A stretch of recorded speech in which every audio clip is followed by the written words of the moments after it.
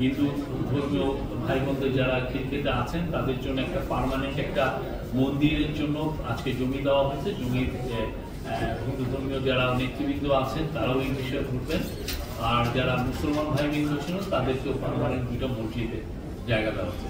আজকে রেলওয়ে কর্তৃপক্ষ আমাদের সনাতন ধর্মী ভাই বোনদের জন্য একটা পার্মানেন্ট একটা প্লেস দিয়েছেন খিলখিতে, একটা শ্রী শ্রী দুর্গা মন্দির স্থাপনের জন্য, এবং সাথে সাথে মুসলিম ভাই বোনদের জন্য আরো দুটো মসজিদের পার্মানেন্ট প্লেস দেওয়া হয়েছে।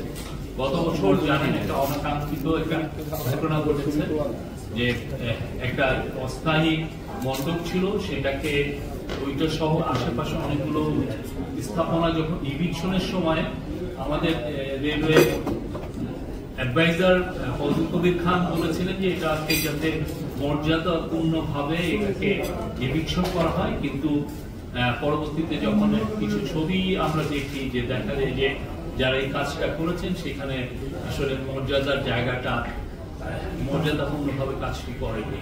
তো সেই জন্য আমাদের রেলওয়ে অ্যাডভাইজার পরবর্তীতে হিন্দু ধর্মীয় নেতৃবৃন্দর সাথে তারা ওনার সাথে দেখা করতে আসলে উনি তাদের কাছে দুঃখ প্রকাশ করেন, উনি আজকের মিটিং এ সেটা জানিয়েছেন। তো আজকে তাদের সবাইকে রেলওয়ে আইনে কোথাও লেখা নাই যে আপনি ধর্মীয় কোনো প্রতিষ্ঠানের জন্য কোনো জমি বরাদ্দ দেওয়া যাবে।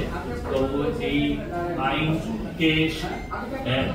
আইনকে সামনে রেখেই এটা কিছু চেঞ্জ করে এখন হিন্দু ধর্মীয় ভাই বোনদের যারা খিলখিতে আছেন তাদের জন্য একটা পার্মানেন্ট একটা মন্দিরের জন্য আজকে জমি দেওয়া হয়েছে। জমি হিন্দু ধর্মীয় যারা নেতৃবৃন্দ আছেন তারাও এই বিষয়ে ঘুরবেন, আর যারা মুসলমান ভাই বৃন্দ ছিল তাদেরকেও পার্মানেন্ট দুটো মসজিদে জায়গা দেওয়া হচ্ছে।